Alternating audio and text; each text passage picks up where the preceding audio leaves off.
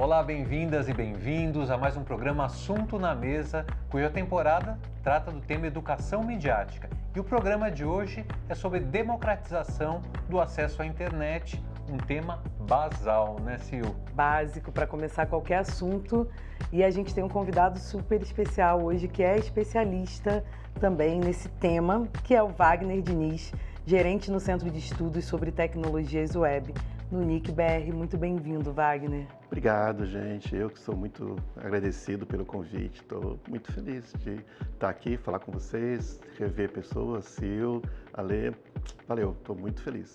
Muito bom te ver agora nessa ocasião aqui, né, de um programa trazendo assuntos para a mesa. E eu queria que a gente começasse, Wagner, falando um pouco do trabalho do NIC-BR, né, porque é um trabalho que talvez nem todo mundo tenha conhecimento, mas que impacta muito, né, impacta muita gente. Verdade.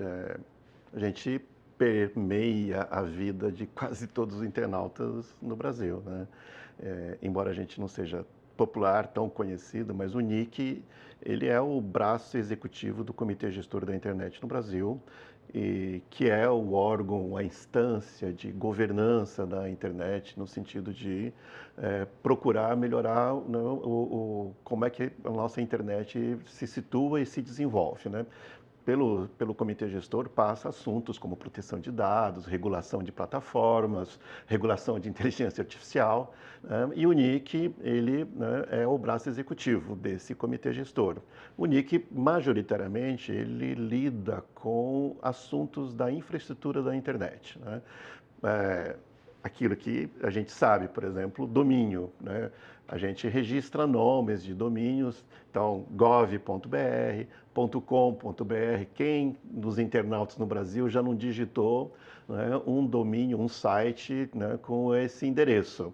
Isso é com a gente.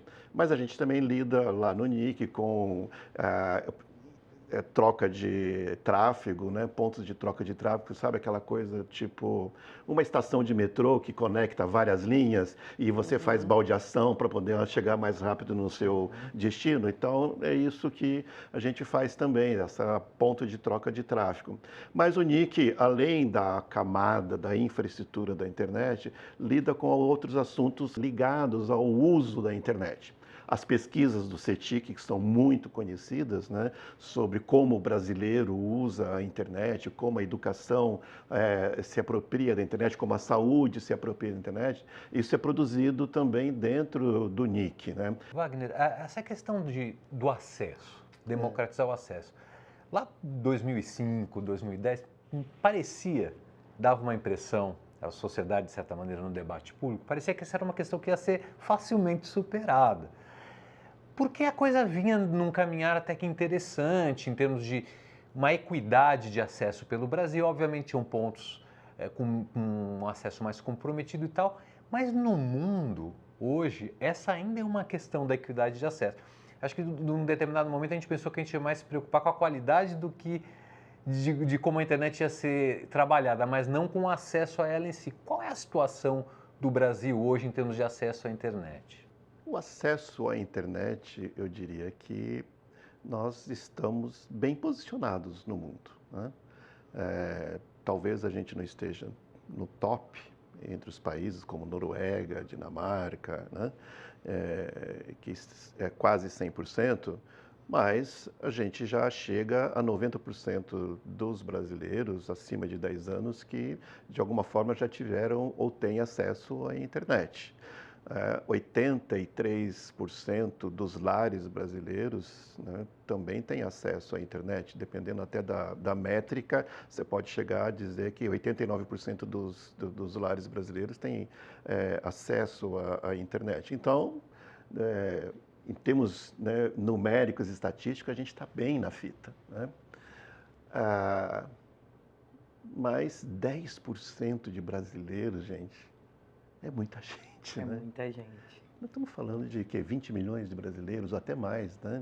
Do que 20 milhões fora desse mundo que nunca acessou a internet. Nunca. É muita gente. A conexão física, a gente está falando de estrutura, né? Infraestrutura.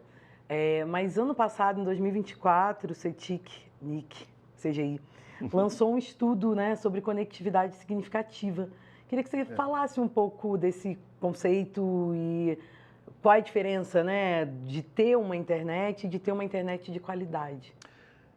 Olha, a web, ela é um universo de possibilidades, né? Nela, a gente pode buscar e adquirir educação, né? Buscar mais conhecimento. A gente pode fazer entretenimento, né? Tanto consumir entretenimento como produzir entretenimento, né? Negócios, empreendedorismo, né? Dá para fazer muita coisa, porque, de fato, quando ela foi criada, ela já foi criada com esse espírito libertário, né? Tim Berners-Lee, em 1989, cria a web. Por quê? Porque ele queria a possibilidade de compartilhar conhecimento, né? Ele, como pesquisador, inglês na Suíça, ele simplesmente falou assim: eu quero ter acesso a essas pesquisas que são feitas ao redor do mundo. E ele criou uma plataforma, né, algumas tecnologias que possibilitou que qualquer pessoa que quisesse disponibilizar um conhecimento produzido na época acadêmico, né, ele simplesmente se conectava nessa plataforma. Não importa se ele estava no computador, se ele estava num desktop, não importa a marca do computador, não importa se ele estava num celular, não importa.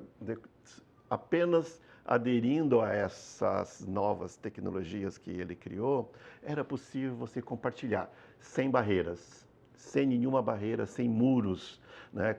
Era só buscar e você achava e você consumia aqueles conteúdos.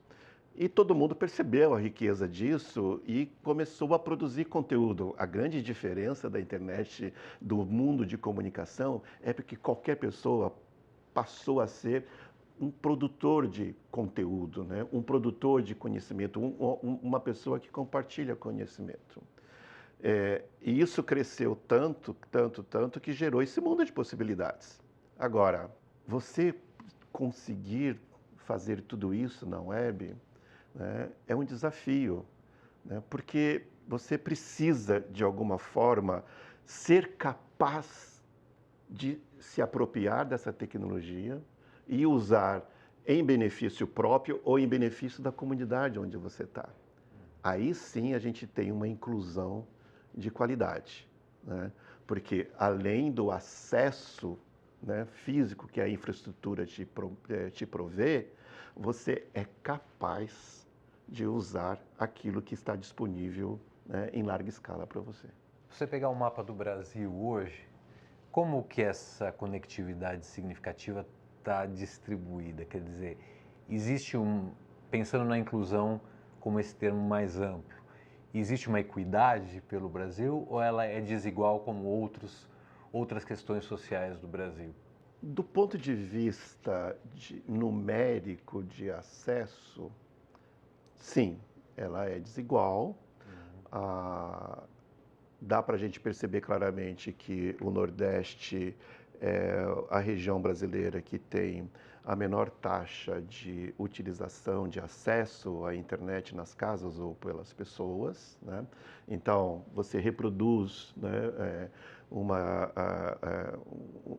uma desigualdade regional que a gente tem no Brasil. Se você também olhar numericamente, você vai ver que os povos indígenas são, dentro de uma categorização da pesquisa que o CETIC faz, são aqueles que menos usam a internet proporcionalmente, né? Então, de fato, você reproduz uma desigualdade da sociedade, né? Mas, por outro lado, eu acho também assim, existe algo muito efervescente em todas as regiões do Brasil, inclusive na região Nordeste. Existe algo borbulhando em termos de criatividade e de possibilidades, né? É preciso só a gente canalizar isso. Wagner, o tempo aqui passa voando, tá? A gente vai agora para o intervalo, né, Sil? O intervalo é sinônimo do que aqui? De quiz, De né? quiz, de quiz. O que Então, tem hoje? vamos ver o que a gente tem para você em casa tentar acertar. Quais os brasileiros com mais de 10 anos que têm condições satisfatórias de conectividade? A gente sabe, como o Wagner falou, que 84% já tem conexão, mas aqui a gente está falando de uma conexão satisfatória. A, 5% dos brasileiros de mais de 10 anos, B, 22% ou C, 71%. Vai pensando aí, a gente aguarda você daqui a pouquinho. Até mais.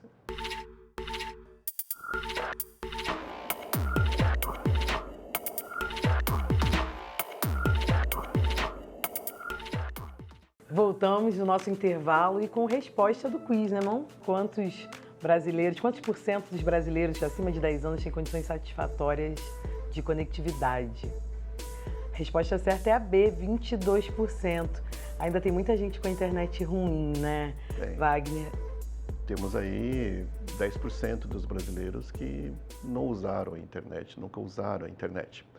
E aí a gente precisa lidar mais com essa expansão da infraestrutura da internet no Brasil com velocidades também significativas, né?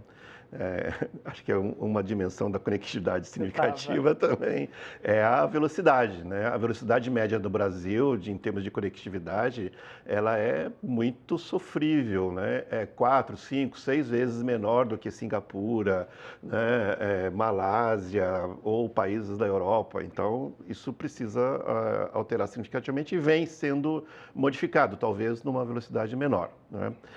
Acho que também há outras iniciativas bem interessantes. Por exemplo, o NIC e a minha área, né, de tecnologias web, nós estamos envolvidos num projeto de dimensão nacional chamado Conexão Povos da Floresta. Queria mesmo chegar nesse projeto. Conta pra gente. Então, o NIC, né, mais especificamente a área que eu coordeno do Centro de Tecnologias Web, estamos envolvidos num projeto de conectividade dos povos da floresta. Esse projeto é um projeto, né, que visa levar a conectividade, né, significativa, uma conectividade qualificada para os povos da floresta da Amazônia. Nós estamos falando aí de aproximadamente 5.000 comunidades num primeiro mapeamento que pode atingir uma estimativa de 1 milhão de pessoas na Amazônia. É um projeto coordenado por 3 grandes, né, associações, né, dos povos da floresta, que é a COIAB, que é a Coordenação dos Povos Indígenas da Amazônia, a CONAC, que é a Coordenação Nacional dos Quilombolas, e a CNS, que é a Coordenação Nacional dos Extrativistas. Essas 3 grandes organizações, né, chamaram e juntaram, e aí o NIC está dentro dessas 40 outras organizações que, de alguma maneira, com as suas expertises, contribuem para que a gente possa garantir essa conectividade aos povos, né, às comunidades dos povos da floresta. Agora, como a gente vem falando, não é suficiente você colocar o acesso, né? É preciso ir além do próprio acesso. E aí a virtude desse projeto é que ele leva junto também todo um processo de capacitação e todo um processo de discussão coletiva e comunitária para que a própria comunidade possa decidir como é que ela vai se apropriar daquelas tecnologias que estão chegando, né? Só um exemplo assim muito concreto. Quando uma conexão, né, de internet chega numa comunidade, lá no meio da Amazônia, por exemplo, né, e ela está chegando para ser liberada, é obrigatório que a comunidade se reúna. Em assembleia, é explicado o que é que vai acontecer, quais são as possibilidades imediatas do uso da internet, e ela vai ter que decidir coletivamente o que é prioritário. Ah, não, prioridade aqui é usar a internet para a educação, para as crianças e os jovens estudarem. Não, a nossa prioridade aqui é telesaúde, porque isso é um benefício que vai. né? E assim vai, a comunidade vai decidindo o que ela quer, e inclusive ela decide também o que ela não quer. Não. Aqui, joguinho do tigrinho não pode. Não vai rolar. Não vai rolar, entendeu? Então, isso é muito belo, né? Porque você está dizendo, olha, a internet chegou, é uma tecnologia, a internet não chegou para trazer uma cultura nova, ao contrário, é para que com a cultura de vocês se apropriem dessa tecnologia, né, em benefício da própria comunidade e em benefício da preservação da cultura. Para isso até foram criados alguns GTs, né, uns grupos de trabalho de proteção territorial, que é uma necessidade na Amazônia, mas também um grupo de trabalho de educação e ancestralidade, né, para que você possa arrumar formas e coletivamente você registrar, né, a cultura ancestral dos indígenas, dos quilombolas, né, e, sei lá, tem vários grupos que a gente está lá, né, olhando, trabalhando e permitindo, né, de alguma forma, né, que haja espaço para que eles sejam donos dessa história. Porque, no fundo, é isso que é importante, que as tecnologias estejam a serviço deles, né? O Mover-se na Web foi um edital que nós colocamos na praça para quê? Para que possa endereçar problemas reais de pessoas reais. As pessoas têm problemas na sua comunidade, no seu território, né? Esses problemas, alguns deles, eles podem ser resolvidos, solucionados ou minorados, mitigados de alguma maneira com tecnologias web, né? O edital veio exatamente para isso, para poder viabilizar, apoiar, né, e alavancar essas potências criativas que tem no Nordeste, que tem na Amazônia, que tem no sul do Brasil, tem na periferia do Sudeste, tem em vários lugares. E selecionamos 20 organizações sociais que atuam em territórios, né, para desenvolverem soluções para essas comunidades que necessitam, têm seus problemas reais e que a tecnologia pode resolver. Então, a gente começa a falar de, né, acesso democrático e equânime, porque as possibilidades, os benefícios começam a chegar a todos. Da maneira, é um edital de fundos também, né? Distribuição de fundos. Também, tá. sim, também. Um edital de distribuição de fundo, mas é de mentoria, é de conexão, de colocar ele em rede, né? Segunda-feira agora a gente reuniu a galera, 20 organizações sociais, elas fazendo trocas de informações, de conteúdo. Puxa, você usa isso aqui como mapa, eu preciso de mapa, vamos trocar essa coisa, vamos fazer, você me empresta esses mapas para eu trabalhar também? Ah, eu uso esse código aqui, ele faz isso, ah, eu quero isso também, vamos... É potência. De certa forma, um intercâmbio de conhecimento Muito. também, né? Eu conheço bem esse edital e sou fã dessa iniciativa. Muito. Porque é isso que é né, a ideia libertária da internet, exatamente, e principalmente da web, né, é isso, de você poder juntar as pessoas, juntar conhecimentos. E isso é muito ao contrário para onde o mundo da internet está indo hoje. Se você olhar hoje o mundo da internet... Uma distopia nesse caminho, né? Ele transformou tudo em mercadoria. Tudo. Até o nosso tempo que a gente consome na internet, ela é mercadoria. Nós somos o produto agora. Sim. Porque a gente passa para as big techs as informações sobre aquilo que a gente gosta, onde a gente tem preferência, para eles poderem trazer para a gente, né, as propagandas.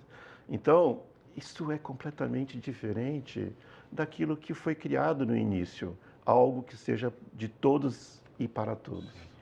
Agora, se a gente fala de inteligência artificial, Wagner, que é a tecnologia do momento de impacto sistêmico, que tem colocado os países numa corrida internacional de desenvolvimento que influencia na economia dos países, né, Sil? Tem esse termo que Oxford faz aquele ranking anual de prontidão tecnológica, né? Que acho que pode se equiparar um pouco à questão estrutural. Como é que o Brasil está na prontidão tecnológica? Porque para desenvolver inteligência artificial a gente vai precisar ter velocidade, energia, água para resfriar. Quer dizer, uma série de coisas. Tem uma estrutura toda que a IA exige. Como é que o Brasil está nisso? É muito difícil a gente adentrar esse mundo da inteligência artificial de uma maneira serena e tranquila. Porque é tanto burburinho, virou hype, e tem muita gente falando sobre esse assunto, né? Eu, particularmente, né, e aí é uma opinião pessoal minha, não vou nem dizer que é a opinião da organização no qual eu atuo. Eu tenho muita desconfiança da inteligência artificial, não nesse sentido do mal que ela pode fazer para a humanidade. Como ela vem sendo aplicada hoje. Se você olhar a boa parte da aplicação das inteligências artificiais hoje em dia, eu diria que ela é extremamente focada em produtividade. Ela veio para aumentar a capacidade de você trabalhar mais, de gerar resultados mais rápidos e, portanto, você gerar mais lucro, né, e mais dividendo para o seu acionista. Então, é assim que eu vejo hoje uma pesquisa recente que foi feita dentro do nosso departamento, né, pesquisando diferentes inteligências artificiais disponíveis no mercado, né, e que são quase todas elas estrangeiras, né. A gente pesquisou sobre o Festival de Parintins. Do ponto de vista textual, beleza, veio texto legal, tal. Quando chegou na imagem, aí veio indígena, mas indígena americano, né, para ilustrar o texto. E aí também veio imagens de deusas indianas, como parte, né, das imagens que, né, segundo a inteligência artificial, tem a ver com o Festival de Parintins. Então, nitidamente há um desbalanceamento, né, de, né, conjunto de dados e de sua origem que acaba gerando vieses e interpretações errôneas da inteligência artificial. Então a gente precisa tomar muito cuidado com isso. Minha preocupação é que a gente fique só como fornecedor de dados, porque ela vai continuar rodando, né? Se a gente não se prepara para desenvolver também de uma maneira que seja útil para a gente não ficar só provendo justamente os dados do nosso uso, né? A gente ter capacidade de desenvolver a nossa própria, né? Essa é a minha pergunta. Uhum. Não, eu acho que assim, tecnicamente a gente até tem condições de cientistas suficientes, ou se não suficientes, mas nós temos cientistas que são capazes de desenvolver, né, nossos modelos de IA. O próprio NIC, ele vem, por decisão até do Comitê Gestor da Internet, ele apoia com recursos financeiros cerca de 10 centros de inteligência artificial no Brasil, né? E cada centro está focado em pesquisas específicas, agropecuária, né? E diferentes centros, diferentes temas, né? Então a gente tem, né, o drama, eu acho mesmo, é a falta de dados. O papo está muito bom, Wagner. Sempre bom te ouvir, aprender com você, mas a gente também tem que encerrar. E a gente está aqui nessa temporada falando sobre educação midiática, mas também sobre sonhos, né? Dentro desse campo, democratização, internet, web, quais são os seus sonhos, Wagner Diniz? Olha, não é nada futurístico, né? E nem é digno de um filme de ficção científica. O meu sonho é que a gente tenha mais pessoas e organizações e governos que acreditem mais nas pessoas que estão espalhadas nos rincões desse país. A gente desperdiça muita potência, gente. A gente desperdiça muita criatividade.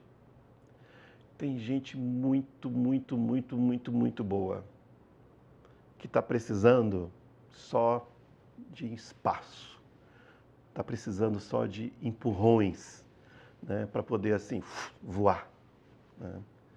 A gente tem potência no ser humano brasileiro. E o meu sonho é esse, que a gente possa acreditar mais nessas pessoas. Que sonho importante. Sonho que eu sonho junto com você também. Eu também. Tamo junto. Obrigado pela sua presença aqui hoje. Muito obrigada, Wagner. Eu que agradeço muito essa oportunidade de conversar com vocês. Muito legal, muito bom. Pessoal, infelizmente esse programa termina aqui e também a nossa temporada do Assunto na Mesa Educação Midiática. Que pena, né, Sil? Passou rápido. Passou rápido demais, já tô com saudade, já quero que volte logo. Isso mesmo. Agora você pode levar os assuntos da temporada para debater na sua casa, seguir o Futura nas redes e, quem sabe, até maratonar os 10 episódios. A gente se vê em breve aqui na tela do Futura, ou nas redes ou na internet. Até lá! Até lá!